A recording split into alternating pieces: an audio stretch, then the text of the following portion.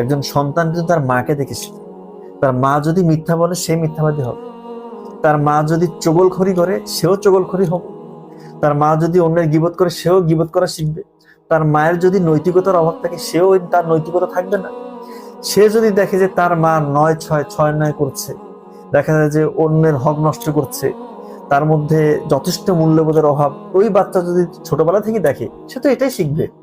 এবং যদি দেখে যে না আমার মাটা যথেষ্ট সৎ, হক কথা বলে, সৎ কথা বলে, সত্য কথা বলে, কাউকে ঠকায় না, সে কিন্তু ওইভাবেই গড়ে উঠবে, ওইভাবেই সে বড় হবে।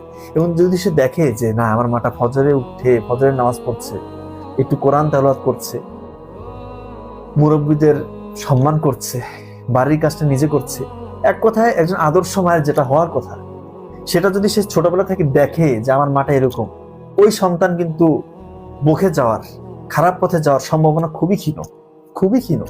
এবং যদি দেখে যে তার মা ওই যে সারাদিন স্টার জলসা, নাটক সিনেমা চলছে, ওই ছেলে পর্ন অ্যাডিক্টেড হবে, গাঁজা ইয়াবাখর হবে, মাদকাসক্ত হবে, মাস্টারবেশন করে তার জীবন ধ্বংস হয়ে যাবে, আমি গ্যারান্টি দিচ্ছি এটা।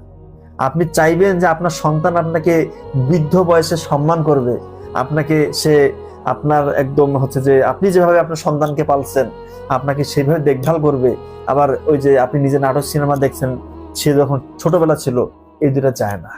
আপনার জন্য বৃদ্ধাশ্রম, আমি বলছি আপনার জন্য বৃদ্ধাশ্রম অপেক্ষা করছে।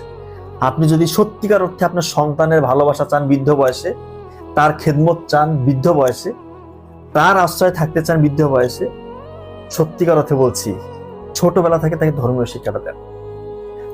আপনি যদি ভালো থাকেন, তাকে যদি ধর্মীয় শিক্ষাটা দিতে পারেন, আপনারই লাভ। সত্যিকার অর্থে বলছি আপনারই লাভ। এই কনসেপ্টটা নিজের মধ্যে গেঁথে নেন ভাই।